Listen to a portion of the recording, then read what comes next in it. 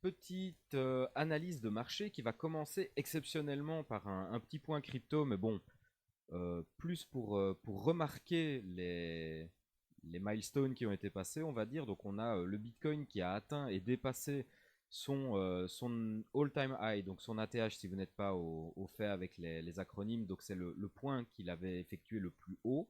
Il a dépassé ce point-là qui avait été entériné depuis novembre 2021. Donc ça c'est déjà un premier événement suffisamment grand pour être remarqué. D'ailleurs, si vous traînez un petit peu dans le milieu des cryptos pour l'instant, vous savez à quel point c'est l'euphorie. Euphorie d'ailleurs qui s'est manifestée sur la collection des CryptoPunks, donc une grosse collection de NFT, dont un NFT a été vendu à 4500 Ethers. Alors j'ai du mal à calculer comme ça Ça de fait, tête, alors, mais au ça fait quoi 13 millions?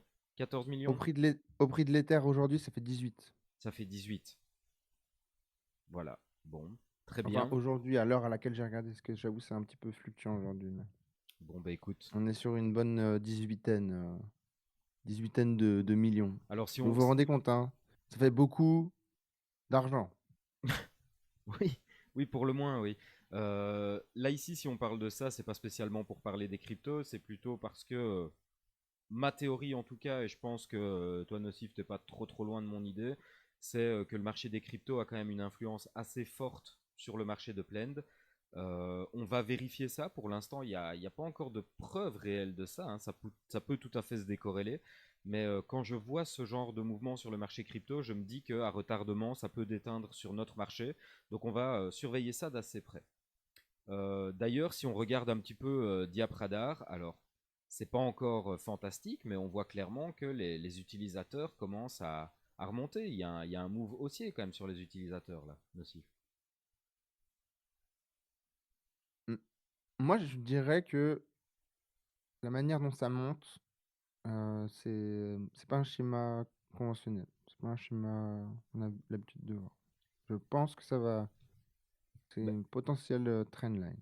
alors, à mon avis, le bull run sur le marché crypto a peut-être rappelé à certains qu'ils avaient des NFT qui traînaient. Et peut-être que certains sont revenus, Mm. ou peut-être que d'autres ont été convaincus, je ne sais pas encore. Mais en tout cas, j'ai pas vu vraiment de gros push marketing qui pourrait justifier ça. En tout cas, ce qui est sûr, c'est qu'au niveau du chat in-game, on a 107 260 personnes qui ont activé leur chat. Voilà, donc c'est à noter, c'est presque 4000 personnes de plus que la semaine passée. Mhm. Donc ça corrèle avec les chiffres de Diapradar, d'ailleurs, à peu près. Exactement. Alors, c'est pas. Je pense qu'on avait déjà fait un point la semaine passée. C'est pas forcément des nouveaux joueurs. Non. Ça peut tout à fait être des personnes qui ont activé, hein, leur chat. Donc, des joueurs de 2019 et qui ont pour la première fois récemment cliqué sur la petite bulle de parole. Et donc, du coup, qui ont activé leur chat. Donc, voilà. Après, voilà, on voit que bon, ça, c'est pareil, hein, c'est blend. Il n'y a pas.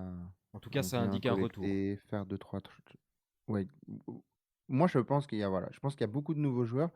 Allez voir dans, par exemple, New Player Chat ou tous les chats, toutes les chaînes qui sont ouvertes où tout le monde peut parler. Vous allez avoir plein de gens toute la journée qui viennent, qui disent Hello, blablabla. On voit que c'est des nouvelles personnes qui arrivent dans le plane qui sont un petit peu, voilà, un petit peu en train de découvrir. En revanche, voilà, aussi, je pense qu'il y a des OGs, comme on dit, qui activent leur chat. C'est un petit peu mélangé, un peu des deux. Mais en tout cas, énorme poussée d'activation du chat. Ça, y a pas à remettre en doute. Au niveau daily transaction volume et daily trading volume, bon, bah, pas grand-chose à signaler, hein. On est sur une tendance qui se poursuit. Toujours cette courbe de tendance à plat qu'on surveille de très près pour une potentielle inflexion. Et au niveau du second marché, ben, on voit clairement le marché des voitures qui domine tout, hein, Nocif. Ouais, ouais, les voitures, là, ça va de bon train. Mhm. Donc voilà, on Les commence à avoir. voitures qui Alors, vont bon train. Eh bah ouais, ouais. tiens, En plus, eh j'allais bah dire un tiens. truc, là, ça allait te rendre fou. J'allais dire, mais je me suis retenu. J'allais le dire et j'ai ravalé le mot et je vais pas le dire. Mais en tout cas, c'est sympa, les voitures. Ça apporte de la sympathie. Mhm. C'est un peu un private joke. Je devrais pas faire ce genre de choses. Non, en effet. Ouais, ils vont pas comprendre. C'est pas grave, on coupera au montage. C'est devenu la Allez, possibilité maintenant. Mais alors peut-être je peux dire le mot. Non, non, j'abuse pas. Pardon, pardon, pardon. Non, non, C'est bon, c'est bon. gardez le mystère, gardez le mystère. Au niveau des floor price de la semaine, qu'est-ce qu'on a? Alors on a Manhattan qui perd 3 dollars et qui perd 12 000 EPEX. On a San Francisco qui reste stable au niveau dollar et qui gagne 200 EPEX. Londres perd 33 centimes pour s'établir à 7 dollars et perd pardon 1500 EPEX. Et Tokyo gagne 1,75$ et 1500 EPEX. Au niveau des Yep là. Au niveau des volumes et des plus grosses transactions, alors je trouve on a une plutôt belle semaine. On a Manhattan avec 775 dollars pour 1 550 000 EPEX.